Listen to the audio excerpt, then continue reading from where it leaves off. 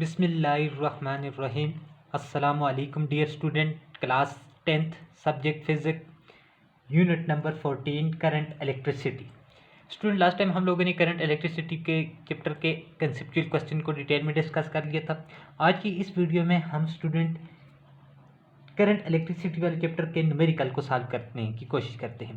Student, direct numerical पे जाने से पहले जो न्यूमेरिकल से रिलेटेड फार्मूले हैं, एक बार हम उनको चैप्टर के इंपॉर्टेंट फार्मूले को डिस्कस कर लेते हैं। स्टूडेंट, इस चैप्टर में फर्स्ट हमने इंपॉर्टेंट टॉपिक पढ़ा था, that is Ohm law. Ohm law student हमारे पास तीन चीज़ों के दरमियान रिलेशनशिप था, यानी वोल्टेज के दरमियान पोटेंशियल डिफरेंस, आर रेजिस्टेंस और आई करंट के दरमियान। ओम लॉ कहता था कि अगर किसी कंडक्टर के एंड पे जितना ज़्यादा पोटेंशियल डिफरेंस अप्लाई किया जाएगा, उस कंडक्टर में से इतनी ही ज़्यादा करंट क्या करेगी, फ्लो करेगी। V is directly proportional to I, और इस केस में आर जो था वो हमारे पास क्या था, constant of proportionality, that is called resistance. तो V is equal to I R. अगर हमें रेजिस्टेंस आई और वी इन तीन चीज़ों में से कोई दो चीज़ नोन हो तो तीसरी अननोन चीज़ को हम इस फार्मूले की मदद से, ओम लॉ की मदद से फाइंड आउट कर सकते हैं। दूसरी स्टूडेंट हमने डिस्कस किया था रेजिस्टेंस को, कि व्हाट इज रेजिस्टेंस। हमने कहा था the opposition offered to flow of electron is called resistance. हमने कहा था कि जब किसी भी कंडक्टर में से करंट इलेक्ट्रॉन फ्लो करते हैं, करंट फ्लो होता है, जब वो इलेक्ट्रॉन मूव कर रहे होते हैं तो ड्यूरिंग मोशन वो दूसरे फ्री इलेक्ट्रॉन के साथ और दूसरे latest atom of the conductor के साथ वो क्या करते हैं, कोलाइड करते हैं, कोलिजन होता है। इस तरह से दूसरा फ्री इलेक्ट्रॉन और एटम ऑफ द कंडक्टर जो है वो मूविंग इलेक्ट्रॉन की मोशन को अपोज करते हैं। इसी अपोजिशन को हम क्या नाम देते हैं, रेजिस्टेंस, डेट इज आर। उसके बाद हमने कहा था कि अगर जो डिवाइस रेजिस्टेंस प्रॉपर्टी है और रेजिस्टर डिवाइस है, अब किसी सर्किट में हम अपनी रिक्वायरमेंट के मुताबिक करंट को कम, आगे करंट पीछे से करंट ज़्यादा रहे सर्किट में तो उसको आगे कम करंट की रिक्वायरमेंट है, तो हम सर्किट में करंट को कम करवाने के लिए रेजिस्टर लगाते हैं। और उस रेजिस्टर को कैसे कनेक्ट करते हैं, दो तरह से कनेक्ट कर सकते हैं, एक सीरीज वाइज और एक पैरेलल कॉम्बिनेशन। पैरेलल कॉम्बिनेशन के लिए जो सर्किट में जो फार्मूला बना था हमारे पास इक्विवेलेंट रेजिस्टेंस के लिए, वो 1 divided by R equivalent is equal to 1 divided by R 1 plus 1 divided by R 2 plus 1 divided by R 3 आ जाएगा। Equivalent resistance is equal to sum of the reciprocal of individual resistance, और total equivalent resistance in parallel के case में हमारे पास individual resistance की value से क्या होती है, कम होती है।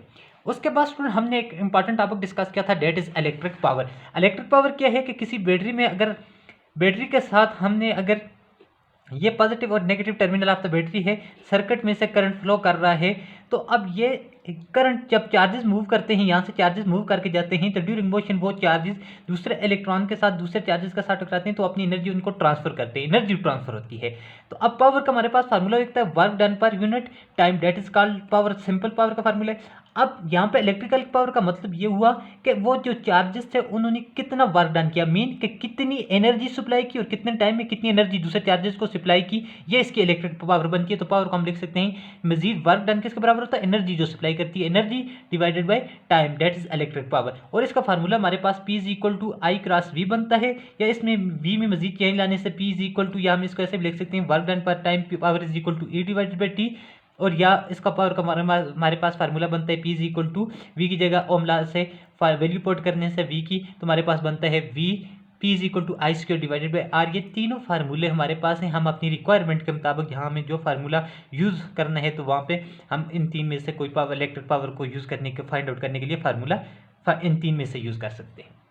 तो फर्स्ट न्यूमेरिकल हमारे पास क्या है स्टूडेंट, देखते हैं। स्टूडेंट, फर्स्ट न्यूमेरिकल में कहता है कि a small electric heater has a resistance of 15 ohm when the current in its 2 amperes, what voltage is required to produce this current. कहते हैं कि स्मॉल इलेक्ट्रिक हीटर जो है, बिजली का हीटर है, जो उसकी रेजिस्टेंस जो है वो 15 ओम है। When the current in this is 2 ampere, जब उस हीटर में से 2 एम्पेयर करंट फ्लो करे तो उसकी जो रेजिस्टेंस है वो 15 ओम है। कहते हैं कि what voltage is required to produce this current, to यानी इस करंट को प्रोड्यूस करने के लिए, 2 एम्पेयर करंट को प्रोड्यूस करने के लिए हमें उस हीटर को कितनी वोल्टेज, कितनी पोटेंशियल डिफरेंस अप्लाई करनी पड़ेगी। तो स्टूडेंट, फर्स्ट न्यूमेरिकल में वो पूछता है कि अगर इलेक्ट्रिक हीटर की जो रेजिस्टेंस है 15 ओम होती है, जब उसमें से 2 एम्पेयर करंट पासेस करता है, तो आप ये बताएं कि उसकी वोल्टेज कितनी होगी। तो गिवन डेटा में हम देखते हैं, गिवन में कि हमें रेजिस्टेंस गिवन है उसकी 15 ओम रेजिस्टेंस होती है जब उसमें से 2 एम्पेयर करंट फ्लो करता है। तो आप बताएं कि उसका उस वक्त पोटेंशियल कितना होगा, जब उसमें से 2 एम्पेयर करंट फ्लो कर रहा हो तो उसके एंड पे कितना पोटेंशियल होगा। तो हमें अकॉर्डिंग टू स्टूडेंट हमें रिक्वायर्ड V की वैल्यू मालूम करनी है। तो हम सोल्यूशन में लिखते हैं स्टूडेंट कि हमें बाय ओम लॉ हमें मालूम है कि ओम लॉ के दरमियान हम रिलेशनशिप्स ओम लॉ के मुताबिक हम लिख सकते हैं student V is equal to I R, V is equal to I R लिख सकते हैं।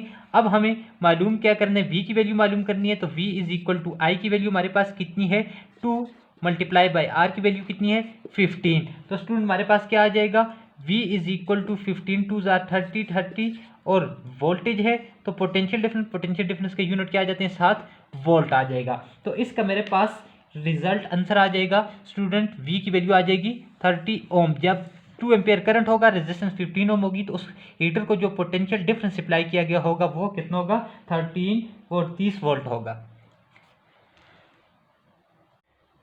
तो स्टूडेंट न्यूमेरिकल नंबर 2 में कहता है कि if a potential difference of 10 volt is maintained across a 1 meter length of the nichrome wire having resistance of 3.1 ohm, what is the current in the wire? कहते हैं कि if a potential difference of 10 volt maintained across a 1 meter length of the nichrome wire, कहते हैं nichrome wire जिसकी length हमारे पास 1 metre है, उसके and पे जो पोटेंशियल डिफरेंस अप्लाई किया गया मेंटेन किया गया है वो 10 वोल्ट है।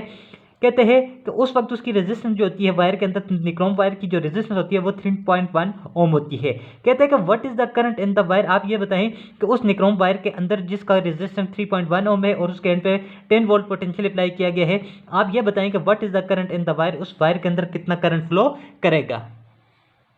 तो स्टूडेंट आंसर नंबर 2 में भी हमें गिवन है वोल्टेज पोटेंशियल डिफरेंस वायर के ऊपर जो अप्लाई किया गया वो 10 वोल्ट है और रेजिस्टेंस की वैल्यू गिवन है 3.1 ओम रेजिस्टेंस उसके अंदर है। पूछता यहाँ पे हमें रिक्वायर्ड किया है कि करंट मालूम करना है। तो अब स्टूडेंट आई की वैल्यू मालूम करने के लिए हम वही फार्मूला यूज करेंगे Ohm law by Ohm law use करेंगे। Ohm law according to Ohm law हमारे पास क्या हो जाएगा, अकॉर्डिंग टू ओम लॉ हम लिखते हैं, हमें मालूम है V is equal to I R के बराबर।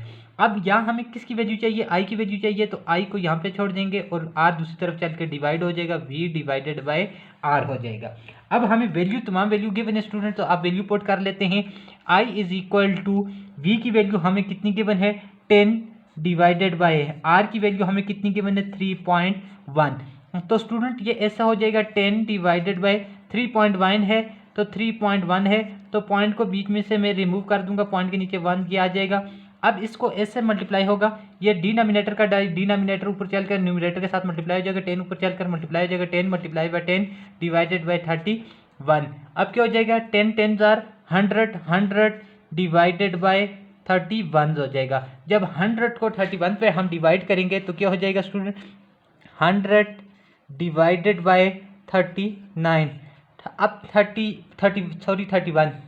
अब इसके साथ 3 के साथ करेंगे 31 3 93 हो जाएगा। यहाँ से मेरे पास कितने 7 और यहाँ से आ जाएगा कैंसिल और पॉइंट लगा के मैं जब 0 लगाऊंगा तो मेरे पास कितने आ जाएंगे, फिर 2 के साथ जाएगा तो ये हो जाएगा 62।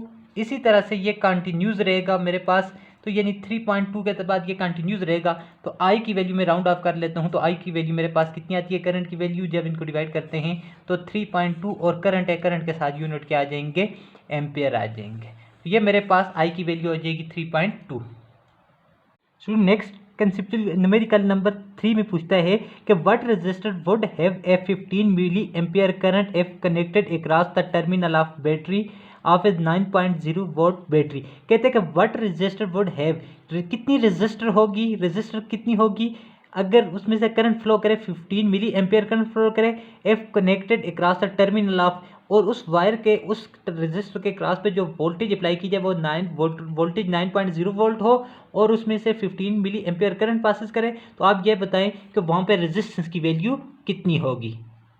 तो स्टूडेंट आंसर नंबर 3 में हमें गिवन में V की वैल्यू हमें पोटेंशियल डिफरेंस गिवन करता है, V की वैल्यू 9.0 वोल्ट आ जाती है और करंट जो फ्लो करता है वो 15 मिली एम्पियर है और मालूम हमें करना है रिक्वायर्ड क्या है रेजिस्टेंस। अब करंट हमें मिली एम्पियर में गिवन है तो स्टूडेंट इसको मैं कन्वर्ट कर लेता हूँ, यानी 15 मिली एम्पियर है, इसको एम्पियर में कन्वर्ट कर लेते हैं, छोटे यूनिट हैं तो इसको ऐसे यूनिट में कन्वर्ट कर लेते हैं। तो 15 मल्टीप्लाई बाय मिली को लिख सकते हैं 10 पावर रेज स्टूडेंट -3 एम्पियर। अब क्या हो जाएगा -3 है, इट मीन कि इसकी तादाद को हम काउंट करेंगे right to left to right, तो क्या हो जाएगा 15। अब -3 है तो एक 0 लगा देंगे 1 2 3 और यहाँ पे पॉइंट आ जाएगा 0.015 और साथ क्या आ जाएगा, एम्पेयर आ जाएगा। तो ये मैंने मिली एम्पेयर को एम्पेयर में, स्मॉल यूनिट को लार्ज यूनिट में कन्वर्ट कर लिया। अब मेरे पास मालूम क्या करना है, आर की। तो अकॉर्डिंग टू बाई ओम ला के मुताबिक हम लिख सकते हैं स्टूडेंट कि हमें मालूम है कि V is equal to I R के बराबर है। हमें यहाँ पे क्या चीज़ मालूम करनी है, यहाँ पे हमें R मालूम करना है। R को मैं यहाँ पे इस साइड पे छोड़ देता हूँ, R is equal to V divided by I आ जाएगा। अब V divided by I, R is equal to V की वोल्टेज हमें गिवन है, कितना है 9 डिवाइडेड बाई आई की वैल्यू कितनी गिवन है, आई की वैल्यू हमें गिवन है 0.015। अब ये हम इस तरह से जब डिवाइड करेंगे तो स्टूडेंट इसको हम इस तरह से कर सकते हैं, 9 डिवाइडेड बाय 0.015 है, तो इसको लिख सकते हैं 9 डिवाइडेड बाय, ये पॉइंट रिमूव होगा, पॉइंट की जगह 1। अब यानी 15 डिवाइडेड बाय पॉइंट रिमूव होगा, तो 1 2 3 इतने जीरो आ जाएंगे, 3 जीरो आ जाएंगे।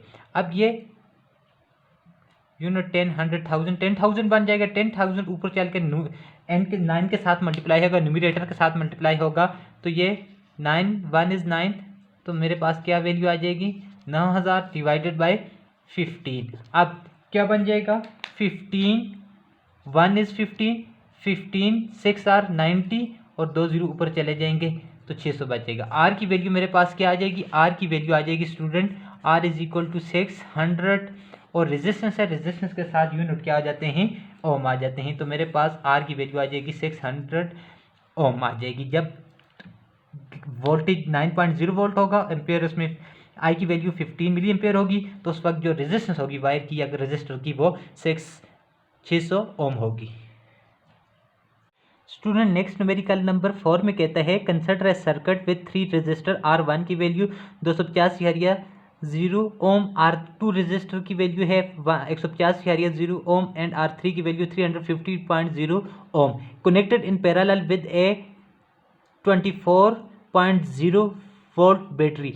Find the total current supplied by the battery. कहते हैं कि हमारे पास एक सर्किट है, उस सर्किट में 3 रजिस्टर लगाए हुए हैं जिसकी resistance R1 R2 and R3 की वैल्यू गिवन करता है, और कहते हैं कि ये जो रेजिस्टेंस है उस सर्किट के अंदर पैरेलली कनेक्टेड है, और उस बैटरी पीछे से जो बैटरी सप्लाई हो रही है, बैटरी की जो पोटेंशियल है वो 20.0 वोल्ट बैटरी की अप्लाई है की गई है। कहते हैं कि find the total current supplied by the battery. आप ये बताएं कि ये जो बैटरी जिसकी टोटल वोल्टेज 20.0 वोल्ट बैटरी की 24 वोल्ट बैटरी की वोल्टेज है, पोटेंशियल डिफरेंस अप्लाई किया गया है, तो ये बैटरी से आगे सर्किट में टोटल करंट कितना फ्लो करेगा। तो स्टूडेंट इस न्यूमेरिकल में 4 में हमें गिवन डेटा है, बैटरी की voltage potential difference total given है 240 वोल्ट गिवन है, और जो 3 रजिस्टर हैं R1 उसकी रेजिस्टेंस 250 ओम गिवन है, R2 की रेजिस्टेंस 150 ओम है, और R3 रेजिस्टेंस की रेजिस्टेंस 350 ओम है। अब वो हमसे ये मालूम करते हैं कि आप ये बताएं कि ये बैटरी से जो जिसकी वोल्टेज टोटल 250 ओम है, 240 वोल्ट है, उस बैटरी से सर्किट में टोटल कितना बैटरी से कितना करंट सप्लाई होकर आगे जाएगा। अब हमें देखें स्टूडेंट के फॉर पैरेलल कॉम्बिनेशन हमें मालूम क्या करना है, V according to Ohm law V is equal to I R. हमें बैटरी से I की वैल्यू मालूम करनी है, I is equal to V divided by R। हमें यह मालूम करना है कि ये बैटरी जो जिसकी वोल्टेज 240 वोल्ट है, ये टोटल आगे सर्किट में कितना करंट सप्लाई करेगी जब उसकी रेजिस्टेंस की वैल्यू भी गिवन है। लेकिन हमें वो यहाँ पे V की वैल्यू तो गिवन कर देता है, लेकिन यहाँ पे टोटल यानी R इक्विवेलेंट टोटल रेजिस्टेंस की वैल्यू गिवन नहीं करता, वो हमें इंडिविजुअल रेजिस्टर की रेजिस्टेंस की वैल्यू गिवन करता है। अगर जैसे हमें टोटल वोल्टेज बैटरी की गिवन है, इस तरह equivalent resistance total resistance given होती तो हमें मालूम कर सकते, लेकिन सबसे पहले यहाँ पे हमें क्या मालूम करने हैं, R इक्विवेलेंट की वैल्यू।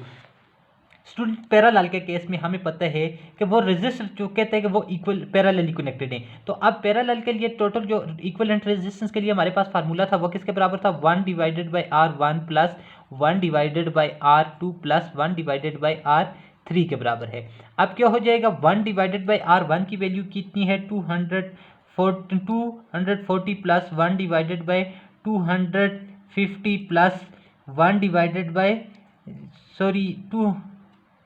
यानी 240 नहीं है यहाँ पे, सॉरी स्टूडेंट यहाँ पे आ जाएगा 150 में लिख देता हूँ, 150 प्लस 250 प्लस 350 आ जाएगा। तो स्टूडेंट मेरे पास इसका करेक्ट ऑप्शन क्या आ जाएगा। अब देखें इन तीनों में से मेरे पास 1 डिवाइडेड बाई 50 को मैं कॉमन ले लेता हूँ, तो पीछे मेरे पास क्या बन जाएगा 1 divided by 5 plus 1 divided by 5 plus 1 divided by 3 plus 1 divided by 7। जब स्टूडेंट में इसको 50 को साथ मल्टीप्लाई करेंगे तो वापस यही वैल्यू बनती है।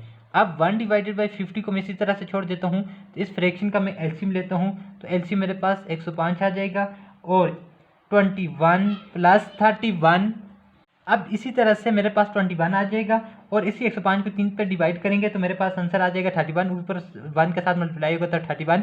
अब ये 105 7 के साथ डिवाइड होगा तो 15 आंसर आ जाएगा, वो ऊपर 1 के साथ मल्टीप्लाई होगा तो 15 1 इज 15। तो मेरे पास क्या आ जाएगा 1 divided by 15 150 is equal to, ये ऊपर वाले सारे मल्टीप्लाई होंगे, मल्टीप्लाई होने के बाद मेरे पास स्टूडेंट आ जाएगा 71। अब 71 आ जाएगा, नीचे 105 आ जाएगा। ये 71 जब मल्टीप्लाई होगा 1 के साथ तो 71 आ जाएगा, डिवाइडेड बाय स्टूडेंट 105 जब 50 के साथ मल्टीप्लाई होगा तो 52 आ जाएगा मेरे पास आंसर। 52 और 50 मेरे पास आंसर आ जाएगा।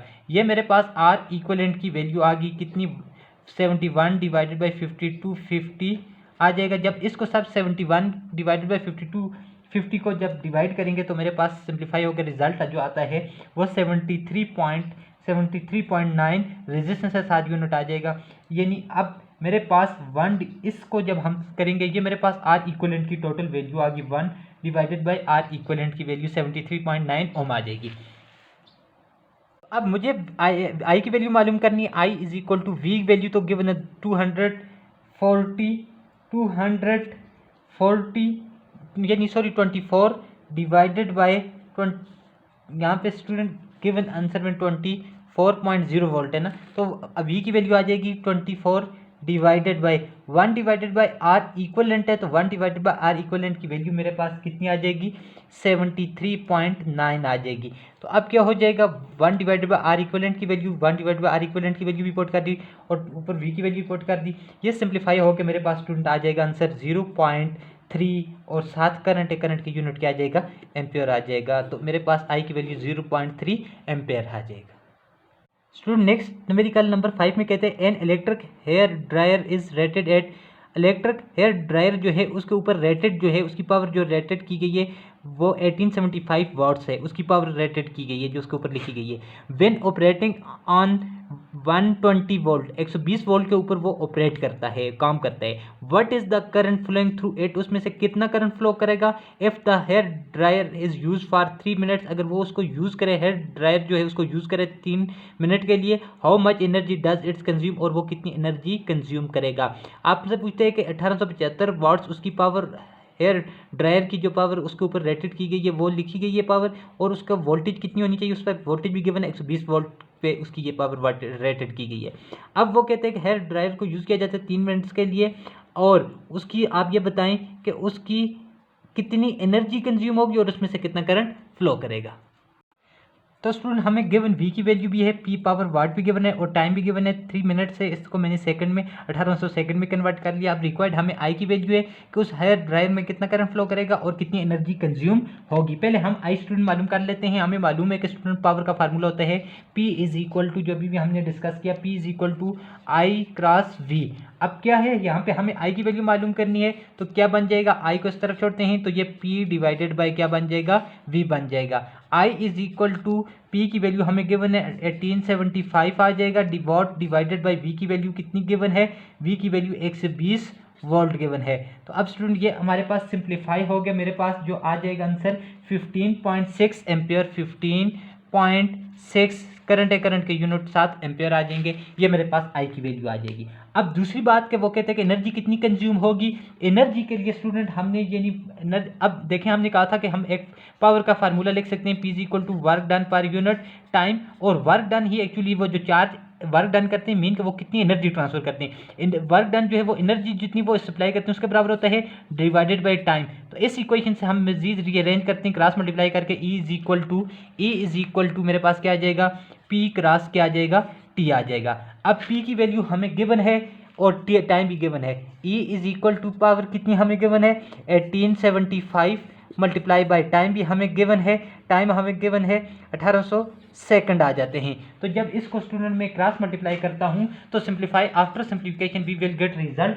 कैलकुलेटर में आप सॉल्व कर लें स्टूडेंट, तो 3.4 मल्टीप्लाई बाय 10 पावर रेज 5 और साथ क्या आ जाएगा यूनिट जूल एनर्जी के। तो ये हमारे पास एनर्जी का फार्मूला आ जाएगा, एनर्जी इतनी कंज्यूम होगी और उसमें से इतना करंट है, ड्राइव में से इतना करंट फ्लो कर रहा होगा।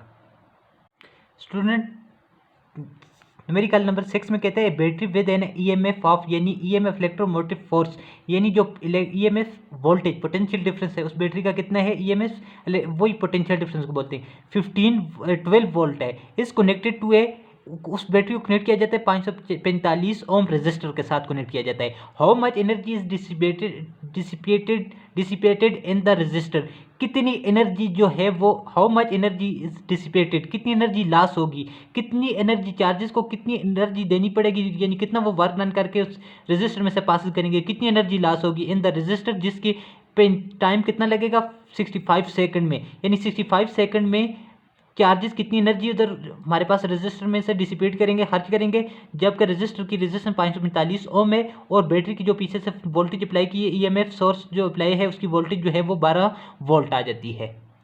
तो स्टूडेंट मेरे पास आंसर नंबर 6 में गिवन में है, वोल्टेज गिवन है पोटेंशियल 12 वोल्ट और रेजिस्टेंस 545 ओम है और टाइम जो है 65 सेकंड है और एनर्जी हमें मालूम करना है। स्टूडेंट मुझे मालूम है कि मेरे पास जो एक्चुअली पावर ही जो होती है वो मेरे पास एनर्जी मालूम करनी है, तो एनर्जी, इलेक्ट्रिकल एनर्जी को मालूम करने के लिए जो पावर जो है फार्मूला पावर से रिअरेंज करते हैं वो E इज इक्वल टू मेरे पास आ जाता है student V square multiply by time divided by R. अब यहाँ पे वैल्यू पुट कर लेते हैं, वी की वैल्यू मेरे पास 12 है, 12 का स्क्वायर आ जाएगा डिवाइड बाय, ये स्टूडेंट हमने फार्मूला पीछे टॉपिक में डिटेल में डिस्कस किया था। अगर इसमें आपको कन्फ्यूजन है तो आपने इस टॉपिक वाली वीडियो को दोबारा देख लेना है। और टाइम की वैल्यू आपको गिवन है 65 डिवाइडेड बाय आर की वैल्यू आपके पास 545 ओम आ जाती है। जब आप स्टूडेंट इसको आप रीअरेंज करते हैं तो आपके पास फाइनल होकर रिजल्ट जो आता है 17.2 और एनर्जी के साथ यूनिट क्या आ जाएगा, जूल आ जाएगा। तो आपके पास स्टूडेंट लास्ट जो न्यूमेरिकल है वो हमने टॉपिक नहीं पढ़ा हुआ, उस टॉपिक उसको हम स्किप करते हैं, तो आज के हमारे पास इस टॉपिक के न्यूमेरिकल भी कंप्लीट हो जाते हैं। तो स्टूडेंट आज का होमवर्क ये है कि आपने ये जो आज न्यूमेरिकल डिस्कस किए इनको आपने दोबारा नीट कॉपीज़ पे आपने सॉल्व करना है और नेक्स्ट कल हम इंशाल्लाह इलेक्ट्रोमैग्नेटिज्म वाले चैप्टर की तरफ डिस्कशन स्टार्ट करेंगे। थैंक्स।